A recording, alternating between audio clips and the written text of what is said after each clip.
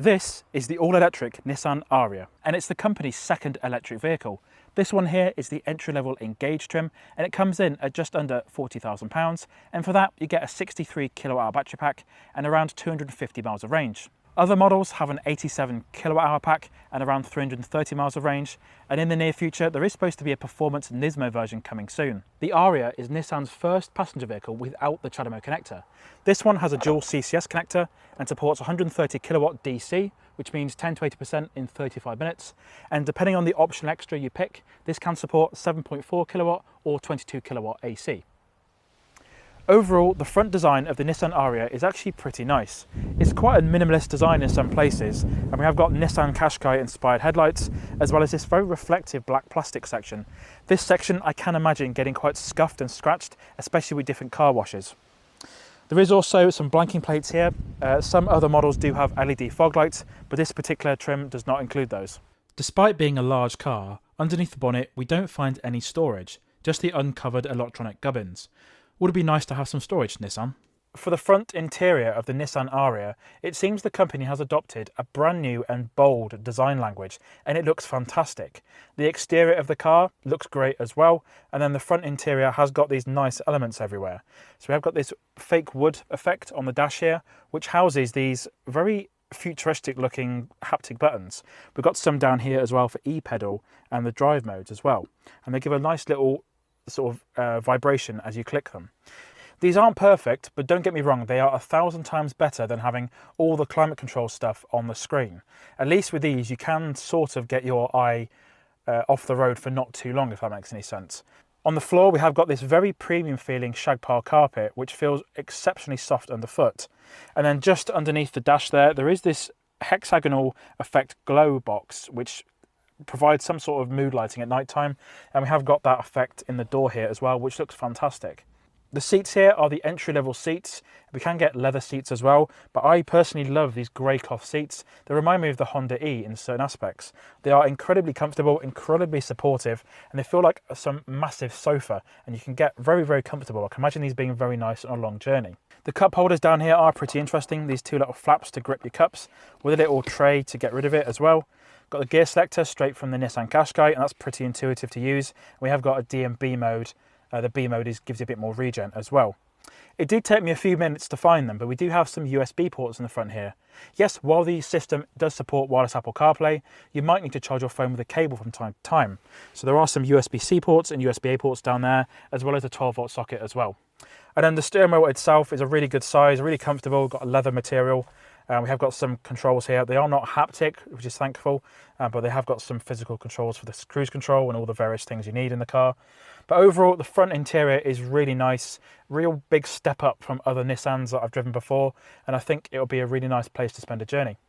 Around the side, we have quite a clean design, and the charging port is on the left-hand side. For colours, Nissan has some nice options available, which includes the one you see here, which is called Atakutsi Copper with pearl black roof, and it costs £1,275. This being the entry-level Engage trim, we do only have 19-inch wheels available, but other trims let you have different sizes. Before we go any further, it would be great if you could consider subscribing to the Interface Cars channel. On this channel, there's regular uploads of new car reviews, EV charging guides, car news, and much more. Thank you for your continued support. In the back, there's a huge amount of space. I mean, just look at the amount of space between the driver's seat and my knees. And yes, I know I'm not the tallest man in the world, and I have got this seat set up for my driving position, but I wouldn't imagine that anyone around 6 foot or more would have much of a problem in the back of the Ariya. The quality of materials back here is also another surprise. We've got this really nice thick luxury carpet, which wouldn't really feel out of place in a luxury hotel or apartment. And we've got the entry-level grey cloth seats, which are super soft, super supportive, and have got really good back support, which is really good. There is also a rear armrest, which doesn't have a tag to pull it out, so just sort of jam your fingers in there and hope for the best. But there is 2 large cup holders in there. There's no low-through hatch, which might be a bit of an oversight. In the middle too, there's 2 air vents and 1 USB-C port and 1 USB-A port for charging your devices. Around the back, we've got a similar sort of design language to the front. Quite a minimalist style, which is quite nice. We've got this shiny black plastic diffuser, which again, I could see it getting quite scratched quite easily. We've got the Nissan branding spelled out in letters. It's quite a common trend with cars at the moment. We've got a rear wiper, good to see. We've got a little spoiler back here with some ducting underneath, which looks quite fancy. And then this hasn't got an electronic opening boot, but we can open it manually. And then we have got a decent amount of space in the back here, 466 litres with the seats folded up. Not class leading by any means, there are other EVs which have got more space. We do lose around 50, 60 litres if we go for the four-wheel drive version of the Ariya. This one is the front-wheel drive version only. With these seats folded down, we do get 1,350 litres, but we have got these quite interesting dividers in the back here. So we have got a split level boot floor. There isn't any space underneath there for a spare wheel, but these sections here sort of prop up and allow you to load items in, like your shopping and bottles of milk and stuff. So not going to fly everywhere, which is quite good. And then if we move that out the way, we have got a bit of space underneath here. And yes, there isn't a spare wheel well. There is a space what looks to be for a subwoofer, but that's where the 12-volt battery lives, because the 12-volt battery is not underneath the bonnet. And there's a bit of soundproofing, and that's pretty much it. So no spare wheel well in the back of the Ariya, but we have got these quite cool dividers, as I mentioned, which should allow you to have a bit more flexibility in the boot, which is good. And then in the side here are the two bags of charging cables. This one, I believe, that's the 3-pin granny charger, so that's fine.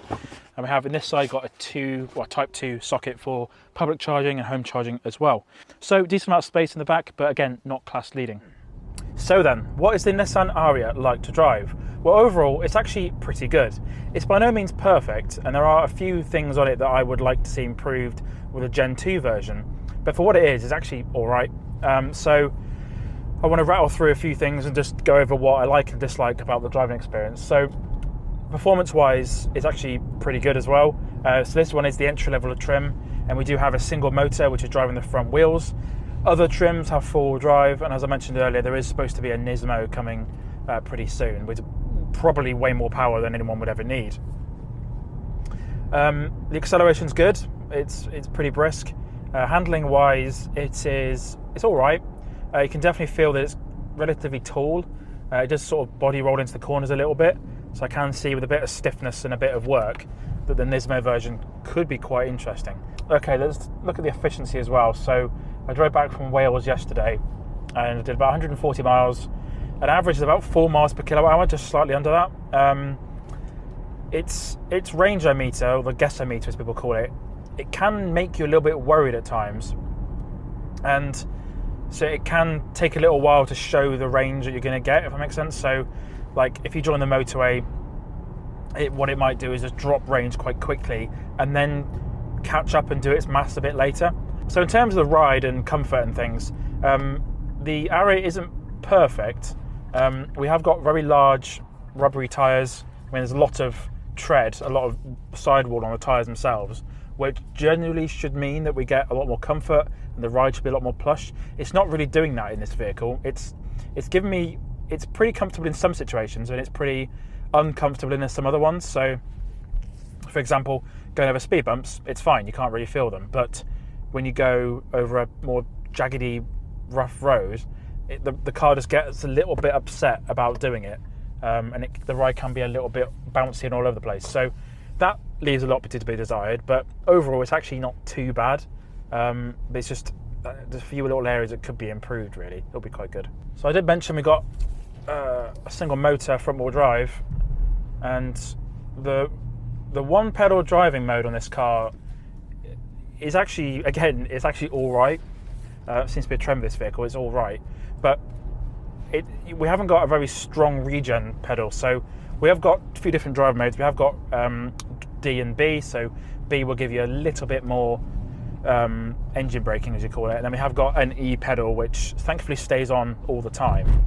Even if you turn it on, it will stay on itself, which is good. But that could be a little bit improved. It would be nice to have a little bit stronger and maybe some paddles on the steering wheel to sort of customize it, because not everyone likes one pedal driving. I do understand that. So that would be a good idea to have that improved. So overall, what do I think about the Nissan Ariya? Well, overall, it's actually really good.